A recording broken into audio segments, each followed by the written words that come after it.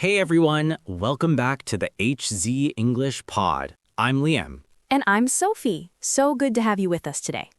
Today we're talking about something you do every single day, your daily routine, and we're going to learn how to describe it in English.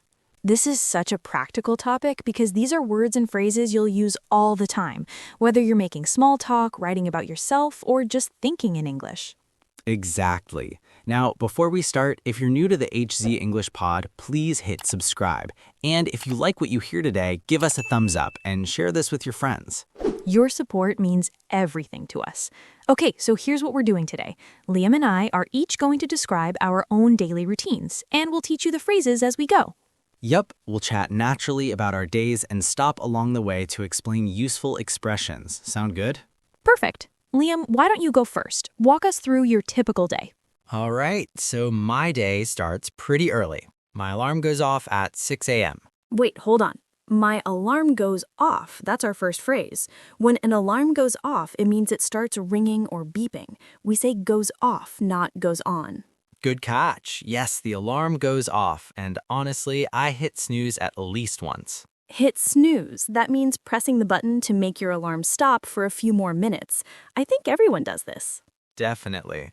So after I finally drag myself out of bed, Ooh, drag myself out of bed. That's a colorful expression. It means it's really difficult to get up. You're not actually dragging yourself, but it feels that way when you're tired. it really does. So I get up, and the first thing I do is head to the bathroom.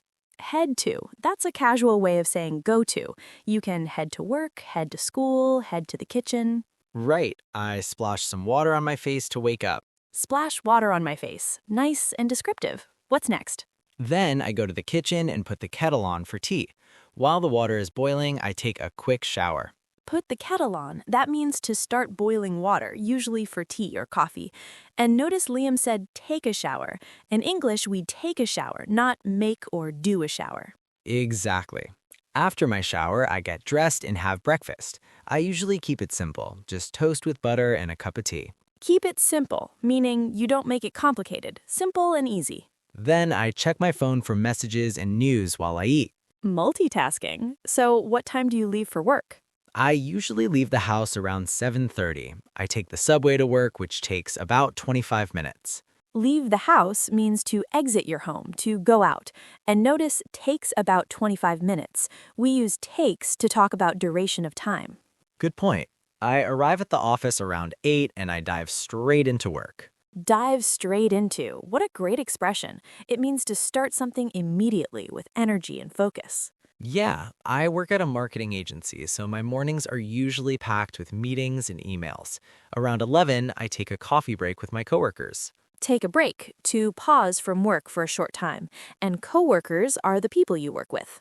Then at noon, I grab lunch. Sometimes I bring lunch from home, other times I pop out to a nearby cafe. Grab lunch is informal for get lunch or eat lunch, and pop out means to go out quickly for a short time. After lunch, I'm back at my desk until about 5:30. When I finish work, I head home the same way by subway. Finish work, to complete your workday. So what do you do in the evening? Well, I usually get home around 6. If I'm feeling energetic, I go for a run in the park. Go for a run. We use this pattern a lot. Go for a walk, go for a swim, go for a bike ride. Exactly. But if I'm tired, I just crash on the couch for a bit. Crash on the couch, such a casual phrase. It means to sit or lie down heavily because you're exhausted. That's me most evenings. Then around 7, I make dinner. Nothing fancy, maybe chicken and vegetables or pasta. Nothing fancy, meaning nothing complicated or expensive, just simple food. After dinner, I usually watch TV or catch up on a series I'm watching. Catch up on, to watch or do something you've missed or fallen behind on. You can catch up on emails, catch up on news, catch up on sleep. Before bed, I wind down by reading for about 30 minutes. Wind down, to relax and slow down at the end of the day. It's like your body and mind are preparing for sleep. Then I brush my teeth, set my alarm for the next day, and I'm usually in bed by 10:30. And set your alarm to program your alarm for a specific time. And that's your day. Great. Now, Sophie, tell us about your day. Okay, so I'm more of a morning person than you, Liam. I wake up naturally around 6:30, no alarm needed. Wake up naturally, meaning you wake up by yourself without an alarm. Lucky you. I know. The first thing I do is open the curtains and let some light in. Let some light in, to allow light to enter. We use let in for light, air, or even people entering. Then I throw on my workout clothes and go for a morning jog. Throw on, to put on clothes quickly and casually without much thought. I run for about 30 minutes, and it really helps me clear my mind before the day starts. Clear my mind, to stop thinking about worries or stress, to relax mentally. When I get back home, I'm usually starving, so I make a proper breakfast. Starving is informal for very hungry, and make a proper breakfast means a real substantial breakfast, not just a snack. I usually have eggs, toast, and fresh fruit. While I eat, I scroll through my emails. Scroll through, to look through content on your phone or computer by moving up and down the screen. After breakfast, I take a long shower and get ready for work. I work as a teacher, so I need to look presentable. Get ready for work, to prepare yourself for work, including showering, dressing, doing your hair and makeup. I leave for work around 8:15. I drive to school, which takes about 20 minutes if the traffic isn't too bad. If the traffic isn't too bad, meaning if there aren't too many cars on the road causing delays. I start teaching at 9, and my morning is usually non-stop until lunch. Non-stop means continuous, without breaks, very busy. At lunch, I eat in the staff room with the other teachers. We chat and share stories about our classes. Staff room is a room where employees can relax during breaks, and chat means to talk informally. The afternoon is more classes until 3:30. After the students leave, I usually stick around for another hour to grade papers and plan lessons. Stick around to stay in a place for a while longer, and grade papers to mark and score students' work. I usually get home around 5. The first thing I do is change into comfortable clothes. My teaching clothes go straight into the laundry. Change into to put on different clothes, and straight into the laundry means immediately into the washing. Then I unwind with a cup of tea and check my social media. Unwind, another word for relax, very similar to wind down. For dinner, I like to cook something healthy. I'm trying to eat better, so lots of salads and grilled fish. Eat better, to have a healthier diet, to make better food choices. After dinner, I usually call my mom or video chat with friends. Video chat, to have a conversation using video on your phone or computer, like FaceTime or Zoom. Then I spend some time on my hobbies. I'm currently learning to play the guitar, so I practice for about 30 minutes. That's great. Spend time on, to dedicate time to something. You spend time on hobbies, spend time on projects. Before bed, I do a quick skincare routine.